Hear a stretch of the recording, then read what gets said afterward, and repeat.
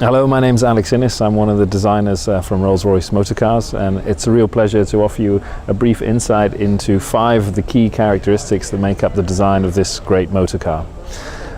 As we find ourselves at the front, I think it's an appropriate place to start. For the first characteristic I would like to start with is just this sort of overarching impression of strength and fortitude that comes from the front of Cullinan. You can see these very bold offset and recessed surfaces to the flanks of our iconic grille, and they project a visual toughness, a visual strength, if you like, to the front of Cullinan. The second element, and perhaps the most important here at the front, is of course our iconic Pantheon Grille. It sits higher here than it ever has done in the marque's history, and in doing so it informs this very pronounced engine cowl, which is a nice nod to the power and potential that lies beneath the skin of this great motor car.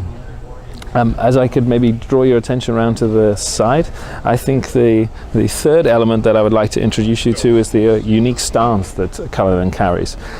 Those of you who are familiar with Rolls-Royces will understand that they are carriages for successful people, and therefore they have a certain majesty and grace, and that comes by way of the exterior lines. There's always this genteel fall and taper to the overall line work of the bodies of our cars.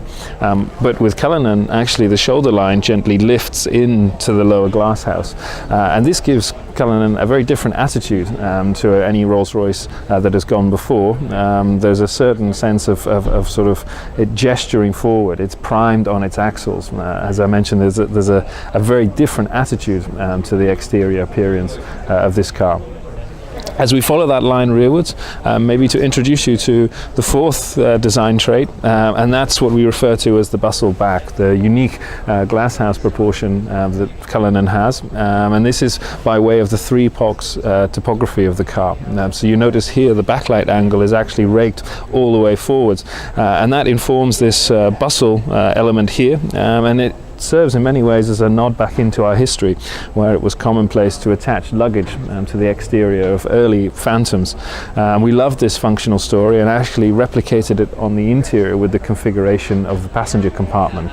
So for the first time ever, there is now a division wall between the interior passenger compartment and the rear load space, ensuring that the interior ambience is never troubled by the loading or unloading of luggage. And maybe on that note of the interior, to conclude with what I see as the 5th design characteristic of this great car, and that's the relationship the occupant has with the interior.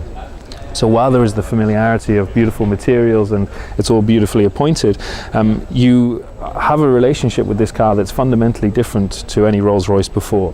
You sit much higher in the cabin, the waist rail is much lower, and this offers you a vantage out onto the great vistas and the great countrysides that you will explore with this car. And as I say, that gives you a very different feeling than that you would be familiar with from a Rolls-Royce today. So it's a real pleasure to introduce you to the car, and thank you very much for your attention.